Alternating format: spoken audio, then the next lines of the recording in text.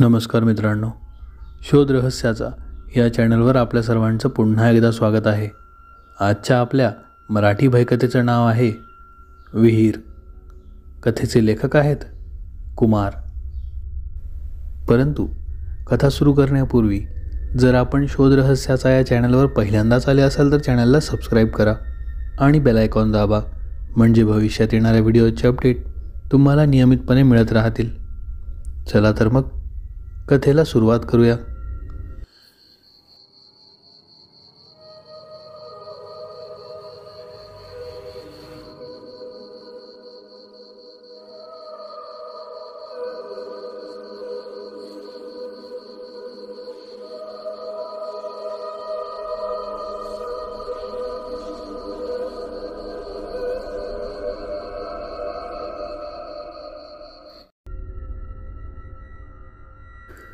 इनामदार परिवार रोकडे गावचे सधन आणि प्रतिष्ठित कुटुंबापैकी एक होते.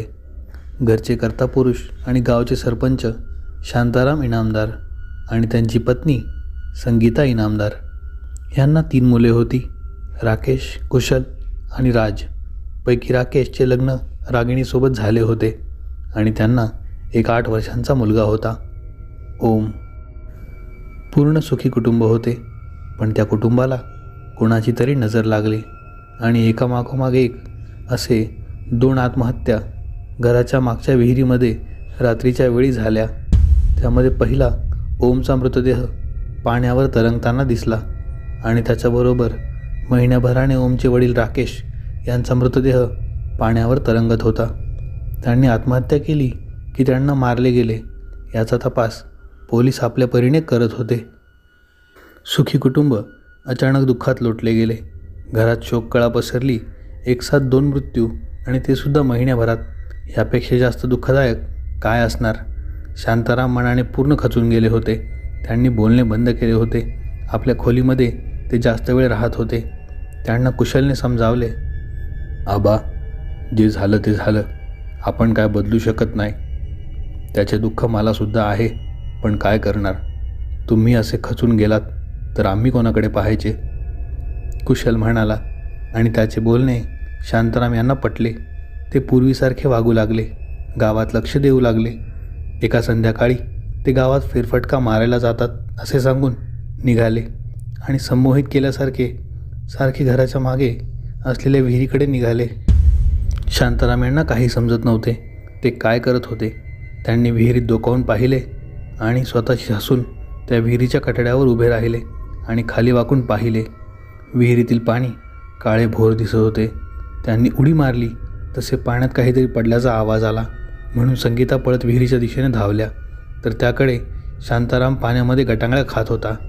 संगीता यांनी जोरजोरात आवाज देऊन कुशलला बोलावून घेतले. सुदैवाने कुशल घरीच होता. कुशल आवाजाच्या दिशेने पळाला आणि घराच्या मागे असलेल्या विहिरीच्या दिशेने पाहिले तर त्याची आई विहिरीत वाकून त्याला आवाज देत होती. कुशल पळत त्या विहिरीजवळ आला आणि त्याने वाकून पाहिले तर शांताराम गटांगळ्या खात होते. त्याने बाजूला असलेला दोरखंड पाण्यात टाकला आणि शांतारामला तो पकडायला सांगितला. त्याच्या सहाय्याने शांतारामला बाहेर काढले आणि बाहेर निघताच कुशल शांतारामवर चिडून म्हणाला, आबा, तुम्हाला काही समजतं का नाही. या विहिरीजवळ तुमचे काय काम होते. इकडे कशाला आलात तुम्ही, ते पण संध्याकाळी. आता मी घरी नसतो तर काय झाले असते माहीत आहे. स्वतःचा नाही आमचा तरी विचार करा. कशाला उडी मारली पाण्यात.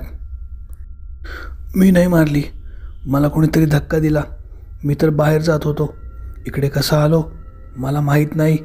मला शुद्ध आली तेव्हा मी विहिरीच्या कठड्यावर उभा होतो आणि मागून कोणीतरी मला धक्का दिला. काय, कोणी धक्का दिला, कुशलने विचारले. ते तुला माहीत आहे, शांताराम एका वेगळ्या भसाड्या आवाजात म्हणाले. डॉक्टर आले आणि त्यांनी तपासून सांगितले. भीतीने त्यांची शुद्ध हरपली आहे. त्यांना आराम करू द्या, ते ठीक होतील. डॉक्टर गेले आणि कुशल विचार करू लागला. आबांना धक्का कोणी दिला आणि नंतर तो आवाज कोणाचा होता. वेळ वाया न घालवता त्याने गावातील पंडिताला घरी बोलावले आणि विहिरीजवळ शांती करण्यास सांगितले, जेणेकरून तिकडे जे काही वाईट शक्ती असेल ती निघून जाईल. पंडित आले आणि त्यांनी शांती करण्यास सुरुवात केली. त्यांनी काही सुपारी मंत्रून जेव्हा विहिरीमध्ये टाकल्या तेव्हा पाण्यामध्ये बुडण्याचा आवाज आला, पण तो आवाज लागोपाठ 2 वेळा आला. शांतीनंतर महिनाभर सर्व काही ठीक चालले होते की अचानक एका रात्री शांतारामच्या खोलीमधून ओरडण्याचा आवाज येऊ लागला. कुशल पळत त्यांच्या खोलीमध्ये आला तेव्हा शांताराम एका कोपऱ्यात हातपाय जवळ घेऊन रडत कोणाची तरी माफी मागत होते. मला माफ कर, मी चुकलो, मला माफ कर, मी चुकीचे केले. आबा, काय झालं? तुम्ही असं का वागत आहात? कोणाची माफी मागताय तुम्ही? कोण आहे तिकडे? चिडून कुशलने शांतारामच्या दिशेने पाहत होते. तिकडे पाहिले पण त्याला तिकडे कोणी दिसले नाही. ती परत आली आहे, ती परत आली आहे. आपल्या कोणाला नाही सोडणार ती. शांताराम वेड्यासारखे हसत म्हणाले. कोण परत आली आहे? काय झालं आहे? कोण आहे आबा तिकडे? कुशलने पुन्हा चिडून विचारले. ती बोलून शांताराम उठले आणि पळत किचनच्या दिशेने निघाले. त्यांच्या मागे संगीता आणि कुशल पळाले.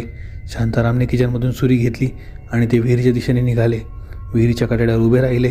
ती कोणाला सोडणार नाही, कारण आपण तिला सोडले नाही. हसत हसत त्यांनी सुरी आपल्या मानेवर फिरवली. रक्ताची एक चिळकांडी उडाली आणि शांताराम विहिरीमध्ये पडले. त्यांच्या अशा अचानक जाण्याची आणि विचित्र वागण्याची कुणकुण गावाला लागली होती. सरपंचाचे घर पछाडलेले आहे अशी वावडी सर्व ठिकाणी उडू लागली. पहिले ओम, मग राकेश आणि आता शांताराम. पुढचा नंबर कोणाचा यावर गावात चर्चा होऊ लागली. शांताराम यांचे अंतिम संस्कार आणि 12वे करण्यासाठी त्यांचा लहान मुलगा राज शहरातून गावी आला होता. दादा, हे सर्व काय चालू आहे घरात? एक काम कर, घर शेती सर्व विकून आपण इकडून शहरात चालले जाऊ. तू नको इकडे राहायला, तुझ्या जीवाला पण धोका आहे. राज कुशलला समजावत म्हणाला. तू बोलतोस ते बरोबर आहे. आबांचे कार्य झाले की सर्व विकू आणि इथून निघून जाऊ कायमचे, कुशल म्हणाला. शांतारामचे सर्व व्यवस्थित पार पडले होते. पुन्हा असे काही होऊ नये म्हणून विहिरीवर एक लोखंडी जाळी टाकून तिला बंद केले होते. घरात सर्वत्र शांतता होती. मध्यरात्री अचानक कुशलच्या खोलीमधून त्याच्या ओरडण्याचा आवाज येऊ लागला. शांतारामप्रमाणे तो पण एका कोपऱ्यात बसून एका ठिकाणी पाहून हात जोडून रडून माफी मागत होता. हे बघ, मला माफ कर. मी असे करायला नको होते, पण आबाच्या सांगण्यावरून मी हे केले होते. मला माफ कर. माझे तुझ्यावर प्रेम होते आणि अजून पण आहे. मला दुसरे लग्न करायचे नव्हते, पण त्या आबांच्या बोलण्याला मी भुललो. मला खरंच माफ कर. कुशलचा आरडाओरडा ऐकून संगीता आणि राज दोघे पळत त्या रूमच्या दिशेने आले. पाहिले तर कुशल शांतारामप्रमाणे एका कोपऱ्यात बसून कोणाची तरी माफी मागत आहे, पण त्या दोघांना तिकडे कोणी दिसले नाही. कुशल उठला आणि किचनच्या दिशेने निघाला. पण शांतारामचा मृत्यू झाल्यापासून किचनला रात्री टाळा लावला होता. तो तडक बाहेर गेला आणि आजूबाजूला पाहू लागला. त्याला एक पहार दिसली. त्याने ती पहार घेतली आणि विहिरीच्या काठ्यावर उभ्या राहून पहारीने त्याने जाळे तोडण्यास सुरुवात केली.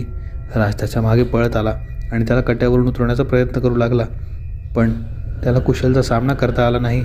कुशलने त्याच्या कानात हळूच भसाड्या आवाजात म्हणाला. पुढचा नंबर तुझा आहे, मी कोणाला सोडणार नाही. राजला कुशलने जोरात धक्का दिला. तो धक्का इतका जोरात होता त्याने राज 10 पावले मागे जाऊन पडला. उठून येईपर्यंत कुशलने ती जाळी तोडली आणि त्यातील एक शीख घेऊन स्वतःच्या छातीमध्ये घुसवली. अस्फुट किंकाळी कुशलच्या तोंडातून बाहेर पडली आणि तो त्याच विहिरीत पडला. गावात आता पुन्हा चर्चा रंगू लागली होती. घरात 4 मृत्यू झाले आणि ते सर्व विहिरीजवळ होते. घराला वाईट टाकले गेले. भावाच्या मृत्यूनंतर 2 दिवसात राजने बॅग भरायला सुरुवात केली. अरे, तू कुठे जातो आहेस? अजून कुशलचे 12वे बाकी आहे, संगीता रडत म्हणाली. आई, त्याचे 12वे घालायला मला वेळ नाही आणि जर मी इकडे राहिलो तर मी जगणार नाही. हे सर्व सावित्री वहिनी करत आहे, राज घाबरत म्हणाला. काय? सावित्री? आणि ती का करेल? संगीताने विचारले. तसे राज विक्षिप्तपणे हसला आणि एका वेगळ्या भसाड्या आवाजात म्हणाला. त्याला कारण पण तुझाच मुलगा आहे. आबांना मी आधीपासून पसंत नव्हते. माझ्या वडिलांकडे देण्यासाठी हुंडा नव्हता, पण कुशलने मला बिना हुंड्याचे लग्न करून या घरात आणले आणि याचे माझ्या शरीरावर वाईट नजरेने पाहणे सुरू झाले. मला कोणी नसताना अडवायचा, म्हणायचा, वहिनी इकडे तुला कोणी कदर करत नाही. दादा तुला मोलकरणीसारखं समजतो आणि आबांना तू कधीच पसंत नव्हती. माझ्यासोबत शहराकडे चल, तुला राणी बनवून ठेवतो. याला नकार दिला तर याने हद्द केली, मला मिठी मारली. तसे मी त्याच्यावर हात उचलला. ह्याचा बदला घ्यायचा म्हणून मी गरोदर असताना लिंग चाचणी करण्यास ह्याने आबाला प्रवृत्त केले. 3 वेळा मी गरोदर होते आणि 3 वेळा मुलीच होत्या, म्हणून माझा गर्भ पाडला. आणि ह्याने आबाच्या डोक्यात आणि कुशलच्या डोक्यात भरवले की मी या घराला मुलगा देऊ शकत नाही. कुशलचे दुसरे लग्न केले तर मुलगा होईल आणि हुंडा पण येईल. आणि कुशलने माझा गळा दाबून खून केला आणि माझे प्रेत विहिरीत टाकून त्याला आत्महत्या नाव दिले. माझा गर्भपात करण्यासाठी हाच दवाखाना शोधून देत होता. मी मरताना शपथ घेतली होती की इनामदारांचा निर्वंश करून राहणार आणि आता ती मी पूर्ण करणार आहे. बोलून राजने त्याच्या पहिल्या माळ्यावरील रूममधून उडी मारली. तसे त्याच्या हातापायाची हाडे मोडली. तो लंगडत लंगडत विहिरीजवळ आला आणि त्याने हसून विहिरीत उडी मारली. संगीता लोक गोळा करून राजला बाहेर काढेपर्यंत त्याचा मृत्यू झाला होता. सावित्रीने आपले मरताना बोलून दाखवलेले शब्द खरे करून दाखवले होते.